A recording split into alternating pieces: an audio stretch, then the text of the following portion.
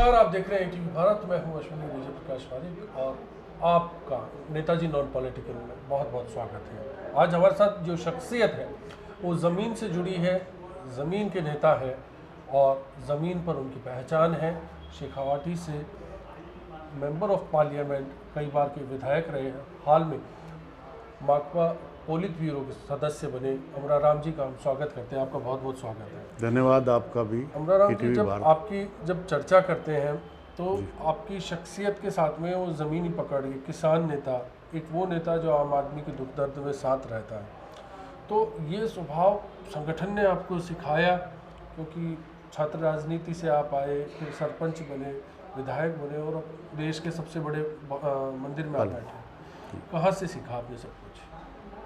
मैं primary education मैंने मेरे गांव मुंडवाड़ा में ली और फिर 8वीं तक की सांवली, ये काशिकाबाद जो जमुनालाल बजाज की जन्म स्थली है, वहाँ तक किया और 9th में मैं सीकर आ गया।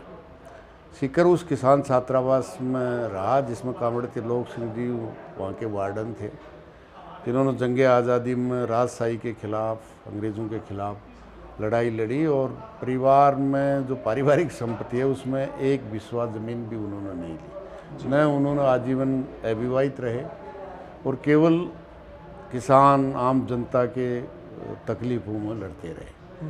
उनसे ये प्रेरणा और विशेष तौर से ज़्यादा प्रभावित जब हुए जब 19 महीने की इमरजेंसी में हमारे ही साथी किशन सिंह ढाका और गणेश बेरवाल को जेल में डाल दिया और सैकड़ों कार्यकर्ताओं को जेल में डाल दिया जी।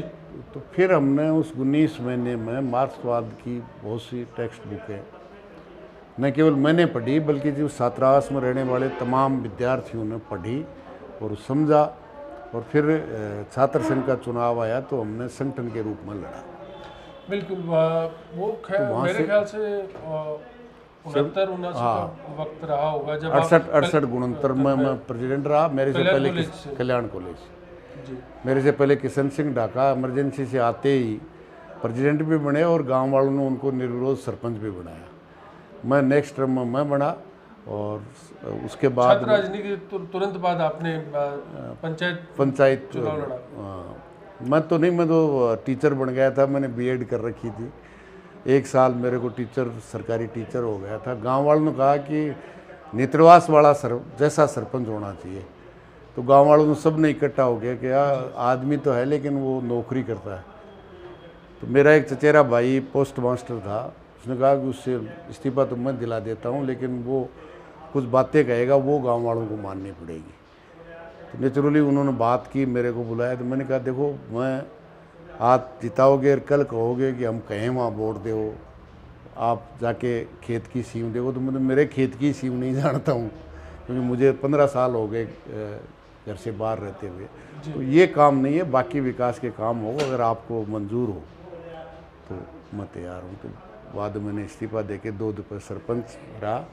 सरपंच रहते रहते मैं 93 में विधायक हो गया, 93 से 13 तक विधायक रहा और उसके बाद अभी पार्लियामेंट। एक बड़ी चीज़ है, इस दौरान आपने कई उतार चढ़ाव भी राजनीति में देखे, संयम की बात भी हम करते हैं, क्योंकि लगभग 1 दशक का समय रहा जब आप किसी राजनीतिक भवन से दूर रहे, न विधानसभा में रहे न संसद में रहे, लेकिन आपने क्षेत्र नहीं छोड़ा, आपने वो जज्बा नहीं छोड़ा।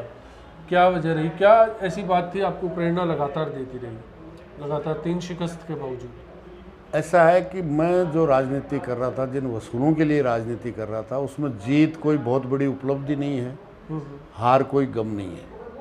मैं समझता हूँ मैं जिस तरह से पूंजीवादी दल लड़ते हैं वैसे लड़ता तो मेरे तो हिस्से में पैतृक ज़मीन आई थी, वो एक चुनाव में सुहा हो जाती थी। जितना जनता देती थी उतना लगाते थे और जीतते भी थे और हारते भी थे नेचुरली। और उसी का नतीजा है कि 13 में मेरी हार के बाद वसुंधरा राजे की 163 की सरकार थी और उन्होंने बिजली की रेट बढ़ाई। 2005 में जो रोल बैक उन्हीं के वक्त करवाया था उसको बढ़ाई और उसके लिए हमने पूरा कैंपेन किया और जयपुर कूच का आह्वान किया। तो हम जयपुर कूच करने के लिए रास्ता देख रहे थे जब हमारे पास बिजली सेक्रेटरी का समाचार आया कि वो आपकी बढ़ाई हुई रेट टैरिफ कम कर दिया गया। टैरिफ वापस रिवॉल्व बैक कर ली। जी उसके बाद जब बड़ी बड़ी कंपनियों का, टाटा, बिरला, डालमिया का पैसा कर्ज माफ हो सकता है तो किसान का क्यों नहीं? वो तो इस देश के लिए रोटी पैदा करता है। कह रहे हैं बड़ी बड़ी कंपनियां देश में विकास करती है, तो विकास मैं समझता हूं कि इससे बड़ा कोई विकास नहीं होता कि 140 करोड़ लोगों के लिए रोटी पैदा करता है। तो उससे बड़ा देश सेवा क्या हो सकती है? वो अगर सरकार की नीतियों से कर्जदार है तो उसका कर्जा भी माफ़ होना चाहिए। 10 दिन तक हमने जिला हेडक्वार्टरों पे पड़ाव डाला, सरकार ने नहीं सुनी तो हमने कहा कल से हम रास्ते पे आएंगे। सरकार हमारी बात नहीं सुनती, संवेदनहीनता बरतती है, तो निश्चित रूप से फिर सरकार ने इनवाइट भी किया, समझौता भी किया, लिखित में भी किया और फिर बदल गई। बिल्कुल वो चीज़ आती है। एक चीज़ बड़ी रोचक लगती है, पहले छात्र राजनीति में आप रहे जी, फिर अचानक शिक्षक बने और फिर वापस राजनीति में आ गए, तो करियर को लेकर पहले कुछ सोचा नहीं? क्या विचार रहा होगा मन में? या फिर कॉलेज में थे तब सोच लिया था कि भाई शिक्षक बनना है, परिवार की आजीविका चलानी है? एमकॉम आपने किया है, कॉमर्स में आपने डिग्री हासिल की, फिर बीएड की, तो कॉमर्स जो स्ट्रीम ली उसके पीछे क्या सोच रही थी? नहीं, सोच तो ये थी परिवार वालों की, मेरे को 9th में बायोलॉजी दिलाई, मैंने बीएससी किया है। घर वालों की इच्छा थी कि वो डॉक्टर बने, लेकिन मैंने पीएमटी नहीं दी। मैं जब फर्स्ट ईयर मैंने पास किया, 11th पास करके कॉलेज में गया, तो उस समय उससे पहले तक मेरिट से होता था और फिर पीएमटी शुरू हो गई, तो मैंने पीएमटी नहीं दी। मैंने बीएससी की। इमरजेंसी में मुझे पहले एक मुकदमा हो गया था, इसलिए राजस्थान सरकार ने ऑर्डर कर दिया था कि जिस पे एक भी कोई मुकदमा बन गया उसको एडमिशन नहीं देंगे। तो मैंने गोरखपुर विश्वविद्यालय से बीएड किया। बीएड करते करते ही इमरजेंसी ख़त्म हो गई, तो आके ईएफएम में मैंने एडमिशन लिया। मेरे से पहले किशन डाका अध्यक्ष बने, और मैं जब अध्यक्ष था 78-79 में, जब मेरे फादर एक्सपायर हो गए। हम 4 भाई हैं, बड़े भाई उस पापा के ख़त्म होने से पहले ही अलग हो गए थे। वो 3 भाइयों ने मेरे को, उन्होंने खूब पढ़ाया जी। छोटे छोटे भाई की शादी भी की। नेचुरली मकसद यही था। मैंने बीएड करने के बाद टीचर, उस समय कोई एग्ज़ाम नहीं होती थी, रोज़गार कार्यालय में दर्ज कराइए। जो ही दर्ज कराया, मेरे साथ जितने लोगों ने बीएड किया था वो उनकी 4-4 साल की नौकरी हो गई थी। मैंने जो ही अप्लाई किया नौकरी मिल गई। फिर गांव वालों ने, क्योंकि छात्र राजनीति में था तो ये तो इंटरेस्ट था ही, लेकिन घर वालों का ये था आपको 20 साल पढ़ाया है तो कम से कम नौकरी लगी है तो छोड़नी नहीं थी। मैंने कहा जब मेरे 2 भाइयों की परिवार चलेगा तो मेरा भी चले जाएगा, उनके बराबर ज़मीन मेरे भी हिस्से में आएगी। तो ये सोच के मैंने सरपंच आई। मैंने सरपंच बनते हुए ये नहीं सोचा था कि मैं 4 दफ़ा विधायक भी बन जाऊंगा, रामदेव सिंह जी जैसे बड़े नेता को शिकस्त भी देंगे। नहीं, दिग्गज ये है कि 52 में वो चुनाव लड़ रहे थे, पहला चुनाव। मैं 55 में जन्मा हूँ, और मेरा भी पहला वोट उन्हीं को दिया हुआ है, क्योंकि पूरा परिवार उनको ही वोट देता था। तो और उनको भी ये पता दिया, उसी को बाद में शिकस्त भी दी, उसके बाद में वो जीत भी नहीं पाए जी। तो नेचुरली ये तो आगे का प्लानिंग तो जनता के बीच में रहने से बढ़ता रहा। जी जी। एक और चीज़ आपकी पहचान है, कबड्डी के राष्ट्रीय खिलाड़ी थे। राजनीति के दावपेच के अलावा आपने कभी कभी खेल में भी दावपेच काफ़ी आजमाए आपने। वो जो कबड्डी वाला शौक था वो कैसे लगा? राष्ट्रीय स्तर तक आप कर्नाटक में एक नेशनल टूर्नामेंट को भी राजस्थान की ओर से रिप्रेजेंट करके आए। पहले ग्राउंड की कबड्डी खेलते थे, अब राजनीति की कबड्डी खेलते हैं, इतना ही फर्क है। कोई बड़ा फर्क नहीं है जी। कबड्डी बहुत ही वो जो जिसमें सबसे कम खर्चा होता है। आप क्रिकेट देखो और कबड्डी को देखो तो सबसे लोवेस्ट कोई खर्चा नाम की चीज़ ही नहीं है, और वो ग्रामीण प्रवेश की गेम था, इसलिए वो खेलते थे। वो राजनीति में आने के बाद तो मैं समझता हूँ कबड्डी। तो कभी ऐसा मन नहीं रहा कि देश को रिप्रेजेंट करें, बाहर अंतर्राष्ट्रीय स्तर पर भी खेलें और खेल की दिशा में अपना करियर बनाएं, राजस्थान का नाम रोशन करें? नहीं, उस समय कबड्डी इंटरनेशनल थी नहीं जब मैं खेलता था। जब उस समय एशियाड मैरीन में, अब तो कबड्डी हो गई है, उस समय थी नहीं। इसलिए वो करियर बनाने, और जो अब जो वजीफ़ा दे रहे हैं, अब जो गोल्ड मेडल और सिल्वर और कांसे लाने पे जिस पैकेज देते हैं, उस समय पैकेज भी नहीं थे। तो वो इसलिए उस वो विषय ही खेलते थे लोग, जो भी कोई गेम खेलते थे। ये है। परिवार में क्या है आपके, क्योंकि परिवार के बारे में लोग काफ़ी कम जानते हैं। बच्चे क्या कर रहे हैं, पत्नी क्या कर रही हैं, खेती बाड़ी कौन संभालता है? ऐसा है, पत्नी बिल्कुल अनपढ़ है, और ये भी मैं बता दूं, मेरे को माइनर था, 11th पास की जब भी मेरी शादी कर दी थी। जी।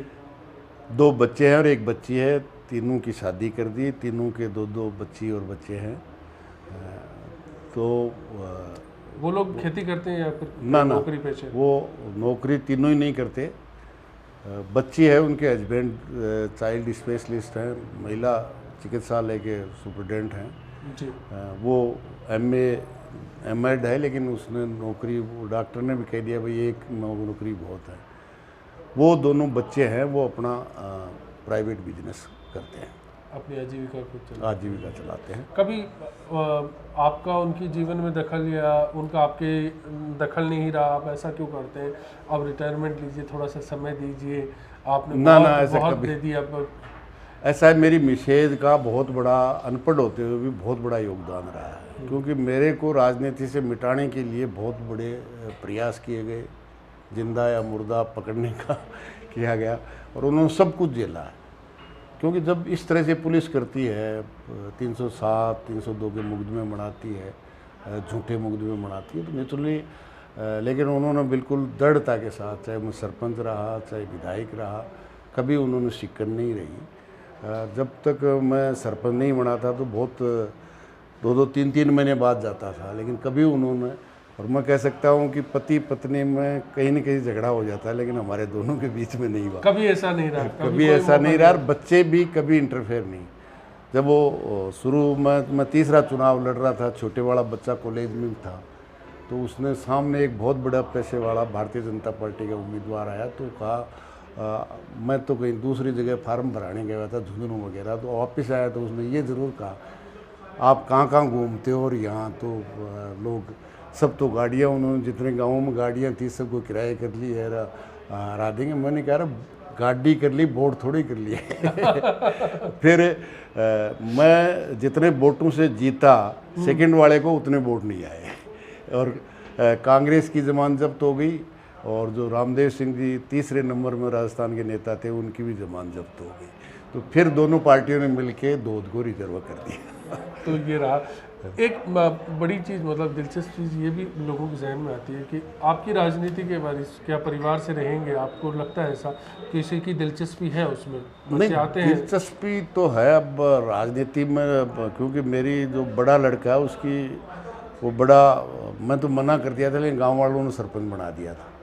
अभी उसकी पत्नी है, वो पंचायत समिति की मेंबर है। इसलिए राजनीति से कोई द्वेष वो नहीं है, इंटरेस्ट है। अब कौन बनेगा नहीं बनेगा, बाकी तो पार्टी वारिस है परिवार की वजह। पोलित ब्यूरो के सदस्य बनने के बाद आपको क्या लग रहा है राजनीति का एक मुकाम, क्योंकि ये माकपा में कहते हैं कि एक हाईएस्ट, बिल्कुल मैं समझता हूँ जो राजस्थान में हिंदी भाषी क्षेत्र में जितने संघर्ष हुए हैं, चाहे रावड़ा गढ़साना लीजिए आप, अमरूदों के बाग में पड़ाव लीजिए, उसके बाद में बीमा क्लेम लीजिए, कर्जा माफ़ी लीजिए, फिर ये जो 3 काले कानूनों के खिलाफ 1 साल तक का आंदोलन, ये जो राजस्थान की आम आवाम ने और किया, उसी का नतीजा। और मैं समझता हूँ, मैं अमराराम तो वो व्यक्ति है जो 7 दिन, 8 दिन, 13 दिन, 13 महीने जनता के साथ सड़क पे सोता है। इसलिए अमराराम जो कुछ भी है वो इस राजस्थान की जनता के कारण है, और मैं समझता हूँ ये बहुत, मेरे लिए तो बहुत बड़ा सम्मान है, और उन संघर्षों का सम्मान है जो अक्रॉस द विचारधारा राजनीतिक दलों से ऊपर उठ करके लोगों ने हर संघर्ष में योगदान दिया, तन से, मन से, धन से। हो सकता है उनका राजनीतिक विचारधाराएं दूसरी हो, लेकिन आम जनता की और वो प्रगाढ़ विश्वास रहा, क्योंकि राजस्थान के किसान वर्ग को हमेशा धोखा दिया। आप 86 के बिजली के आंदोलन देखिए, बड़े बड़े मुख्यमंत्री रहे हुए, किसान नेता रहे हुए उस आंदोलन में आए थे। हरदेव जोशी चीफ मिनिस्टर थे, 5 पैसे बढ़े थे, लेकिन 1 नया पैसा कम नहीं हुआ। और अमराराम एक केवल विधायक था, जिसकी पार्टी का भी एक ही विधायक था, लेकिन 8 दिन के पड़ाव के बाद राजस्थान के इतिहास में किसी का नुकसान किए बिगर पूरा रोल बैक ही नहीं हुआ। आपको 1 लगता है लाख कि किसान आपका पूरा जो राजनीति रही उसकी सबसे बड़ी अचीवमेंट वो बिजली का टैरिफ कम कराना रहा। वो भी था, कर्जा माफ़ी, मतलब कर्जा माफ़ी जब तुम एमएलए भी नहीं था, हमारी पार्टी का भी कोई एमएलए नहीं था, केवल जनता, मेरा राजनीति का मकसद भी यही रहा कि जनता को अपनी ताकत का एहसास, जनतंत्र में जनता सर्वोपरि है जी, और उसको अपनी ताकत का एहसास कराना। और मैं समझता हूँ मेरी ज़िंदगी का जो लक्ष्य था वो मैंने बहुत अचीव किया है, देश के स्तर पे भी और राज्य के स्तर पे। चलिए बहुत बहुत धन्यवाद धन्यवाद आपका आपको भारत के भी, समय ईटीवी देने भारत के को लिए। भी और आपको भी बहुत बहुत तो धन्यवाद। नेताजी नॉन पॉलिटिकल में आज हमने कोशिश की एक ऐसे किरदार से आपको रूबरू करवाने के लिए जिनका गैर राजनीतिक जो पहलू है वो आमतौर पर सामने नहीं होता, और काफ़ी कुछ आपको जानने को मिला होगा इस चर्चा के जरिए, ये हम उम्मीद करते हैं। ईटीवी भारत के साथ आप बने रहिए। ये चर्चा अगले मोड़ पर किसी और शख्सियत के साथ शुरू होगी। नमस्कार।